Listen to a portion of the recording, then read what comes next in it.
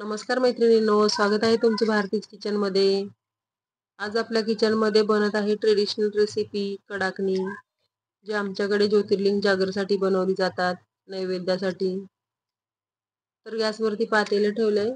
1 वाटी पाणी घालायचं, पाऊण वाटी गूळ घालायचा, मिनिटभर पाणी गरम करायचं, गॅस बंद करायचा.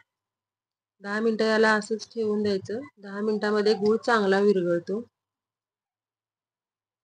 आणि गूळ चांगला विरघळलाय 10 मिनिटांमध्ये.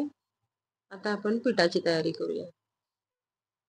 तर त्यासाठी 2 वाट्या गव्हाचं पीठ घेतलंय.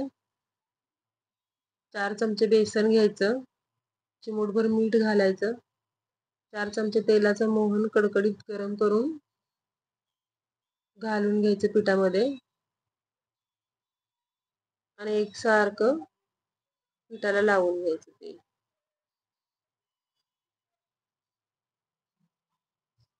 मस्त मिक्स करून घ्यायचं. सुंठ पावडर घालायची अर्धा चमचा.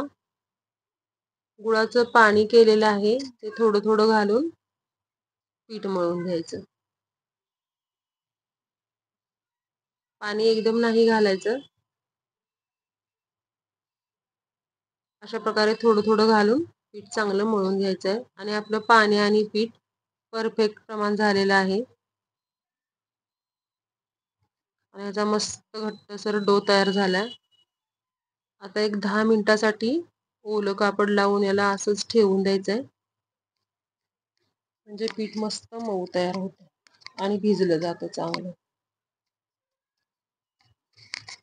10 मिनिटांनी बघा पीठ छान तयार झाले. थोडंसं तेल लावूया ह्याला, परत एकदा मळून घ्यायचं आणि याचे छोटे छोटे गोळे तयार करून घ्यायचे.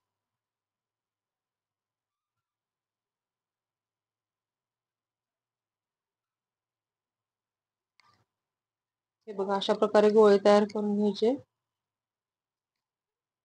आणि थोडं थोडं लाटून याला तळून घ्यायचं. तर पोळपाटाला थोडंसं तेल लावले, पिठावरती लाटलं तरी सुद्धा चालतं आणि पातळ अशी लातिंबी तयार करून घ्यायची याची.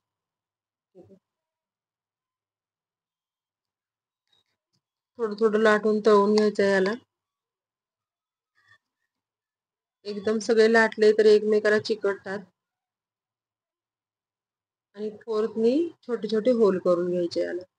तेल गरम झाले, गॅस एकदम स्लो करायचा आहे, मिनिटभर थांबायचं आणि त्याच्यामध्ये लातिंबी टाकून भाजून घ्यायचं. तळताना लातिंबीचा मधला भाग थोडासा दाबून ठेवायचा, म्हणजे तो तळला जातो चांगला. नाहीतर कडाकणी साईडने करपतात आणि मध्ये कच्ची तशीच राहतात. हे बघा